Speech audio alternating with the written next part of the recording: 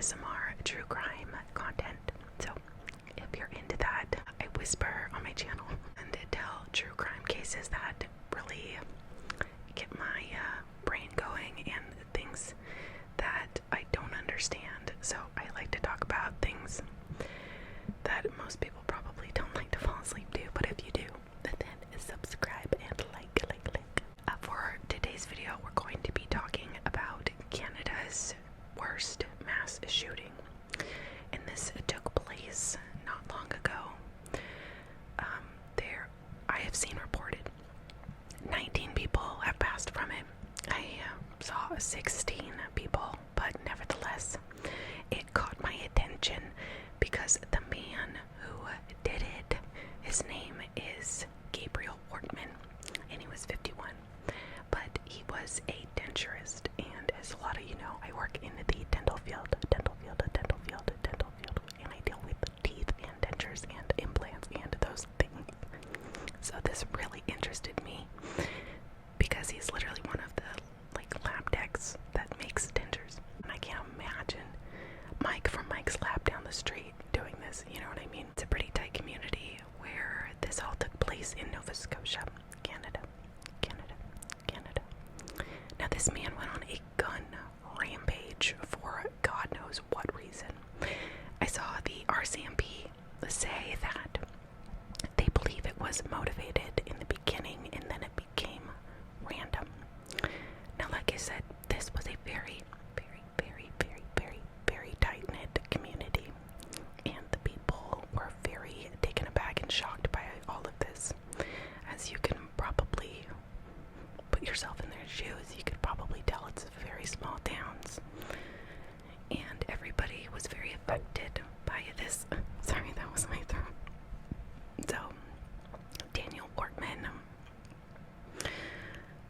he was acting as if he was a police officer when he did this, and he went over, I believe, 3 different towns and went on a rampage. By the way, behind me, there's right there is a box spring that we got from my son, but we ended up not needing it. It's a long story. Anyway, it's a box spring, and I have nowhere else to put it, so it won't be there for long. The police publicly identified Wortman about 9 hours after an initial tweet around midnight Saturday, asking people to avoid the Portapic, Nova Scotia area and to stay indoors, as officers responded to a firearms complaint. So people were hearing shots and called it in. Wortman was killed after police intercepted him at a gas station in Enfield, Nova Scotia on Sunday, and his death is being investigated by a police watchdog. This was on April 19th of 2020, and cops went over to a car collision scene involving the fake RCMP car driven by Gabriel Wortman. So I'll put that picture here, but it looks like he was just a pretty normal guy. I saw in an interview of a woman who was a patient of his, technically, who had dentures made by him. She, said that his wife worked there at the office as well, and they got along really well, and that when she would go to the office, it was very fun and laid back, and those two were always kind of joking.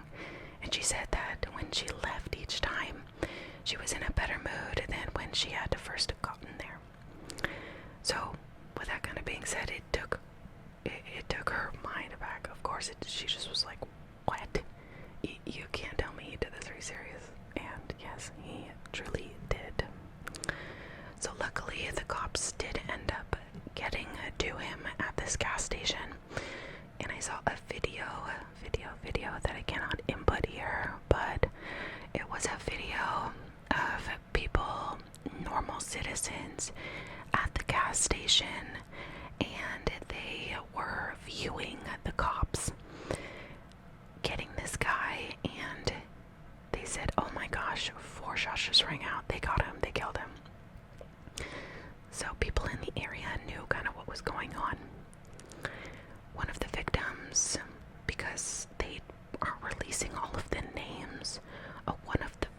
victims was a 23-year veteran of the RCMP, and she was I guess a police officer. They call them constables in Canada, but she was called to duty to a man with a firearm, a shooter, an armed shooter. So she went there and ended up losing her life. There was another RCMP officer that ended up getting injured but did end up living. Now, who is Wortman? Investigators are continuing to piece together Canada's deadliest mass shooting and its author, but snippets are beginning to emerge of the dangerous turned killer. Police say some of the victims were known to Wortman as others were not, and his use of a mocked-up police cruiser and RCMP uniform almost identical to the real thing helped him escape detection as he traveled between 16 crime scenes. Wortman originally hailed from Riverview outside Moncton, New Brunswick. He attended Riverview High School before heading on to Fredericton and the University of New Brunswick in the late 1980s, the Chronicle Herald reports. After university, Wortman, he moved into a career as a denturist, and he ran the Atlantic Denture Clinic in Dartmouth, Nova Scotia, as well as one in the Halifax area, so just a little southern from there. And he's reported to have divided his time between the two. Some Portapic residents who spoke with the Canadian press said they knew Wortman in passing as a part-time resident who owned properties locally.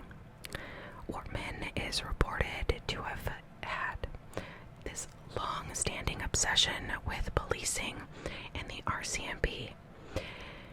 And I did see that in his yearbook. I believe it was probably his junior or senior yearbook photo. There was a picture of him and then a quote that said something about being possibly being in the RCMP one day, that was possibly a goal of his. One other thing that is reported is that he had two old police cars just hanging out in the back of his denture clinic, and he had this hobby of buying old cars and motorbikes, and he had purchased these old police cars. And there was this man who said his name was Bill McCormick. It's two Mountie cars. I never asked him about it. So, I'm thinking that one of these cars was kind of revamped and then used for his rampage. Neighbor Nancy Hudson said she met Wortman about 18 years ago when he bought a property on Portapic Beach Road, which is just a short walk from her home on Highway 2. Portapic Beach Road is where those first 911 calls originated from on Saturday night. She said he was very jovial, but there's another side to Gabe. He had some issues, especially with his girlfriend. So that kind of has me thinking, was he mad at her? Now, this other lady said his wife worked with her, so maybe she just didn't know they weren't married and just assumed they were married, but apparently they weren't married. It was a girlfriend. And there were some kind of underlying issues with this relationship, so maybe that's something that could have sparked. I don't know, that's just me thinking. I don't know. This may be something may have happened that weekend, and he just decided to go nuts. Maybe he couldn't help it. Who knows? I don't know how his brain works. But Hudson mentioned being at a bonfire with Wortman, his girlfriend, and some other neighbors around 2004 when there was some kind of altercation that left most at the gathering stunned. Hudson wouldn't elaborate on the details details, but said he had an obsession with his girlfriend, just being jealous about things with her. I think that's where things got in the way. She was a beautiful girl. David George Crockett, who lives a 3-minute drive from Portabic Beach Road, said Wortman once fixed his teeth at his home in Portabic. I'm very surprised, Crockett said. I never thought that he would do something like that. From what I know of him, he seemed like a very easy to talk to person, very quiet, gentle. He was very nice. He kidded around a little bit. He seemed normal, not like someone who would do something like this. Crockett said the horrific news left him feeling overwhelmed, given the stress he and his family was already feeling because of COVID-19. It's very depressing to see someone do something like this. In a 2014 CTV story that featured Wortman, he was seen giving free dentures to a cancer survivor who had lost all her teeth and couldn't afford dentures. And if you don't know, dentures are pretty pricey, at least where I live. And he said in this interview, my heart went out to her. There's so many ways for people to get dentures, but it seems like the people who really need them are the people who are getting left behind. So he seemed like this nice guy, normal, chill, joked around. And that's the scary thing. These people who end up going on these rampages, half the time I feel like you would never expect them to do it. Sometimes there are warning signs that no one just talks about. They just kind of brush it off like, oh, he's just a weird kid.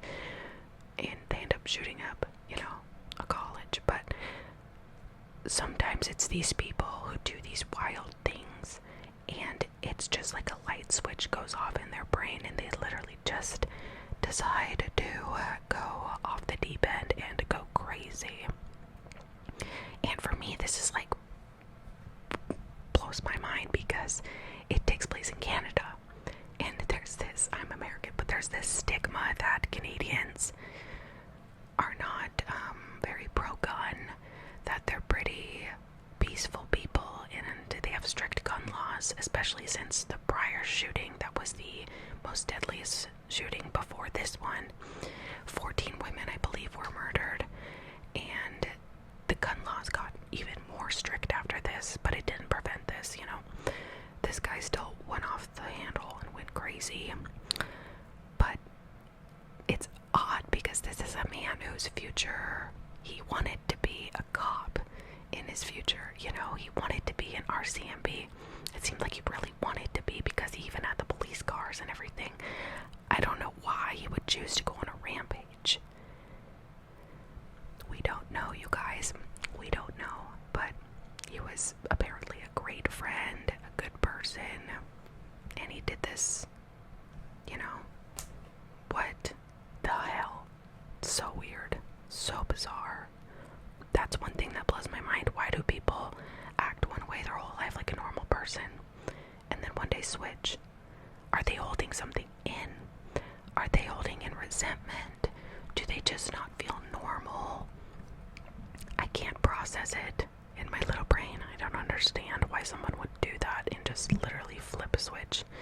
It has to be something resentment, or so many people had done them wrong that they just held it in and never found a healthy way to express it.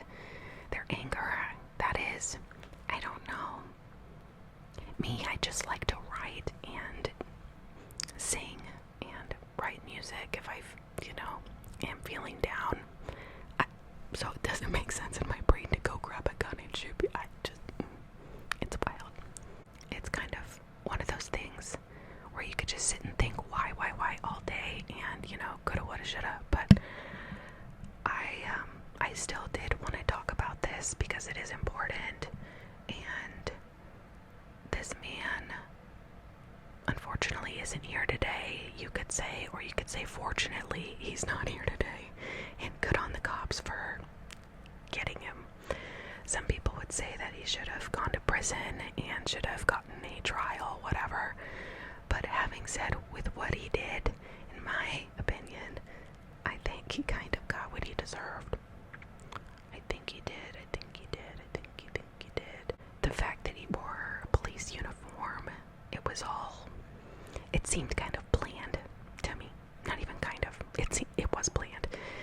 Because how could you redo your cop car without planning on doing this and using it for this reason? I don't see why you would have redone the cop car and repainted it up to make it look like a refurbished cop car when there was not this motivation to do this. Because that's why he got away for so long the day that all of this was happening. That's why he was able to go to so many places, because he fit in with the cops. He looked like a police officer, and he went as far as to do this. So this man was deranged to me, I believe. So if you guys like this video, if you like my thoughts on it or like opinion, go ahead and like and subscribe, like I said, and I will upload another video coming soon. I'm in the middle of setting up my daughter's nursery and like getting all this stuff ready, so the upstairs area is just a bit chaotic, and it's loud in the house continually.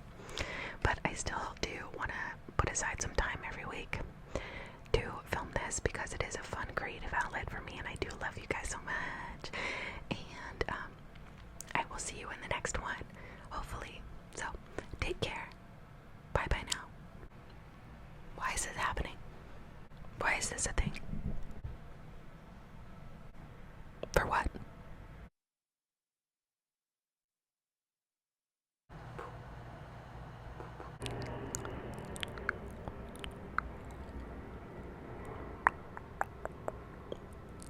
Do you guys hear that? Do you guys hear that? There's always an airplane or something trying to ruin my vibe. I was on a roll.